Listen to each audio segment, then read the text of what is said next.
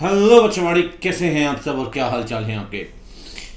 भाई पिछले कुछ 2-3 दिनों से बड़ी सीरियस चीज़ें सामने आ रही हैं कि इंस्टीट्यूट नेगेटिव मार्किंग भी करने लग गया है।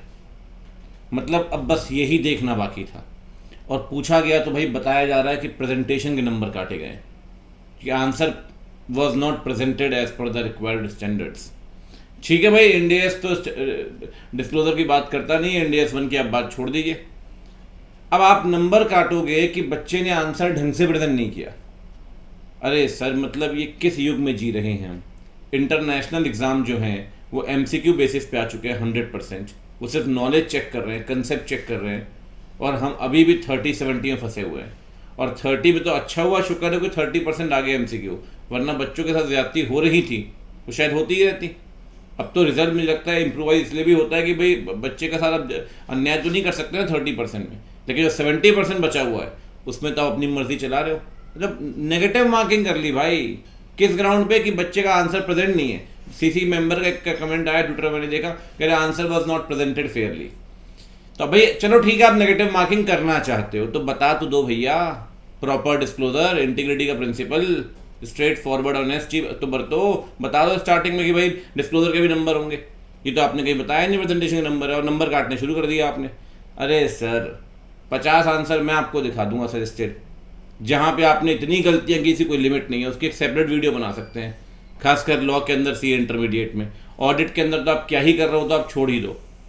ऐसा लगता है 5th और 6th क्लास का पेपर दे रहा बंदा, कि मतलब स्टडी मैट सामने रख ले, पॉइंट पॉइंट पॉइंट मिला ले।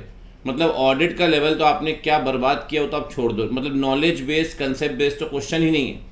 इंटरमीडिएट तो पूरा का पूरा रट्टोलॉजी जा चुका है। उस पर कोई मतलब बच्चा पढ़ ले, समझ ले, उसका कोई रेलेवेंस ही नहीं है। रेलेवेंस क्या भैया, रट लो बैठ के बस। और बच्चा एक आधा पॉइंट मिस कर दो, नंबर काट लोगे। आपके सजेस्टेड आंसर में आपको दिखा दूंगा कि आपने क्या क्या हरकतें की हैं सर। मतलब एजम्पशन ही गलत माने हुए हैं। बहुत जगह तो आपने सेक्शन ही गलत कोट किया हुआ है, और कुछ जगह तो आपने खुद इनकम्प्लीट आंसर दिए। अब बच्चा कल को चैलेंज करे कि भैया सजेस्टेड आंसर तो ये था, तो एक बार ऐसा हुआ तो मैटर दिल्ली हाई कोर्ट गया, तो वहां पे इंस्टीट्यूट ने क्या बोला कि भैया हम कॉपी चेक करते हैं मॉडल आंसर्स के हिसाब से, सजेस्टेड के हिसाब से चेक नहीं करते। तो भाई कोर्ट ने बोला कि मॉडल आंसर दे, तो कह रहे हो मॉडल आंसर कॉन्फिडेंशियल है, वो हम डिस्क्लोज नहीं करते।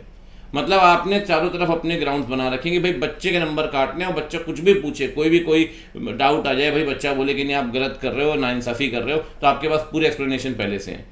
सर ये कब तक चलेगा और कैसे चलाओगे भाई। स्टैट्यूटरी अथॉरिटी है, एक्ट ऑफ पार्लियामेंट के तहत बनी है, थोड़ी डिग्निटी मेंटेन होनी ज़रूरी है। मतलब इतना अन्याय है, जिन बच्चों ने उससे पढ़ा है, मैंने बार बार बोलता हूँ कि ये सजेस्टेड का आंसर देख लो आप, इसमें क्या लिखा है इंस्टीट्यूट ने और क्या प्रोविज़न कह रहा है, क्या स्टैंडर्ड कह रहा है और क्या आंसर दिया हुआ है। ऑडिट लॉ में तो 2 ही सब्जेक्ट पढ़ाता हूँ, दोनों के बारे में पता, बाकी तो मेरे को पता नहीं। तो भाई इतनी गलतियां आप खुद कर रहे हो, उसका कोई एक्सप्लेनेशन नहीं है। मतलब आपने खुद अपने बेंचमार्क इतने नीचे कर रखे हैं जिसका कोई सवाल ही नहीं पैदा होता भाई, और कोई क्वेश्चन करे आपसे तो मतलब ही नहीं है। आप प्रेजेंटेशन की नेगेटिव मार्किंग कर रहे हो यार। मैं कह रहा हूँ नेगेटिव मार्किंग किस बात की करनी भी है, तो भैया एक्सप्लेनेशन आप पहले से डिस्क्लोजर दे दो ना यार, ताकि बच्चा प्रिपेयर रहे। मतलब भाई कम से कम 30-70 को 50-50 ले आओ, 50 मार्क्स एमसीक्यू, 50 आपका डिटेल्ड पेपर। भाई बच्चे को कंसेप्ट चेक करोगे ना अल्टीमेटली। अब आप बोल रहे हो आज की डेट में कि भाई आपने एक्सप्लेनेशन नहीं किया। भाई मेरे को आप बताओ कि अकाउंटिंग करने वो जाएगा तो क्या मैनुअल अकाउंटिंग करेगा कि जी राइटिंग ठीक नहीं है, प्रेजेंटेशन ठीक नहीं है। सारा काम तो सिस्टम में होना है, सारा काम तो ऑटोमेटेड टूल्स कर रहे हैं, सारी चीज़ों में तो आपने टूल्स का इस्तेमाल करना है। उस केस में आप नंबर काट रहे हो आज के युग में बैठ के 2026 में कि भाई प्रेजेंटेशन ठीक नहीं है। मतलब लिमिट होती है यार, इतना नहीं करना चाहिए बच्चे के साथ। बच्चा बेचारा तैयारी कर रहा है ना, लगा हुआ है, 4-4 महीने लगा हुआ है बेचारा। मतलब फिर रिजल्ट अनफेवरेबल, फिर ये देखो आप नहीं, आप एक चीज़ और देखो जी, आपने अटेम्प्ट 3 कर दिए और रिजल्ट आप इतनी देरी से दे रहे हो। इंटरमीडिएट का भी रिजल्ट आया 9 मार्च को, 8 मार्च को। अब उसके पास 2 महीने पूरे नहीं है एग्जाम देने के लिए। आपको मजा तो आ रहा है कि एडमिशन ना लूज हो भैया, बच्चा आ जाना चाहिए, कहीं फाउंडेशन छोड़ के चला जाए, नहीं अगला अटेम्प्ट तो ये आ गया 2.5 महीने में, अरे अभी दोबारा दे देता हूँ, अरे दोबारा दे देता हूँ। बच्चा तो दलदल में फंस गया ना यार। और बेचारा बच्चा रिपीट हो रहा है बार बार। मैं इंटरमीडिएट में देख रहा हूँ, फाइनल के अंदर भी 1.5-2 महीने में तैयारी कैसे होगी आप मुझे बताओ। आपने वहां बच्चे को फंसा रखा है, क्यों? अपनी एग्जाम फीस तो आप ले रहे हो बार बार, वो बच्चा वहां फेल, फिर अगला अटेम्प्ट देगा।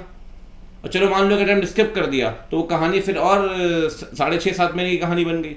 तो पहले तो फिर भी खुश था वो 4 महीने में, तो अटेम्प्ट में भी आपने क्या कर दिया वो देखो। तो भैया रिफॉर्म्स एक जगह नहीं, मल्टीपल जगह ज़रूरी है। और जब भी कुछ होता है इलेक्शन, हम तो ये उम्मीद करते हैं भाई इस बार चेंजेस आएंगे, रिफॉर्म्स आएंगे, लेकिन सिचुएशन जो है वो तो सर डिग्रेड होती जा रही है। मतलब रिफॉर्म के नाम पे चीज़ें बेहतर होती है समय के साथ, यहाँ तो हालात बिगड़ते जा रहे हैं।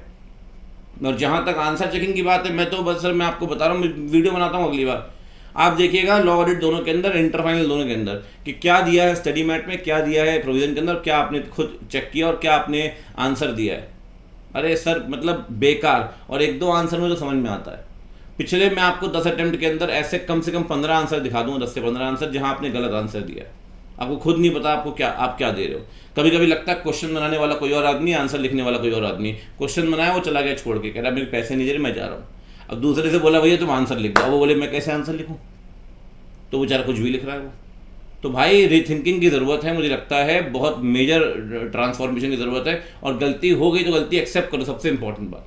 अब तुम उसी गलती पे अगर ज़रह करोगे नहीं भाई मैं तो सही हूँ, तो बात ठीक नहीं है ना सर। गलती है तो मान लेते हैं, उसमें क्या बुराई है, गलती हो गई, आगे से नहीं होगी। लेकिन आप उसी पे लग जाओ, फिर बोलो नहीं वो इंडिया 1 के अंदर डिस्क्लोजर रिक्वायरमेंट जरूरी है। अरे सर मेजर फ्रेमवर्क तो शेड्यूल 3 कह रहा है ना, प्रेजेंटेशन डिस्क्लोजर रिक्वायरमेंट्स यार।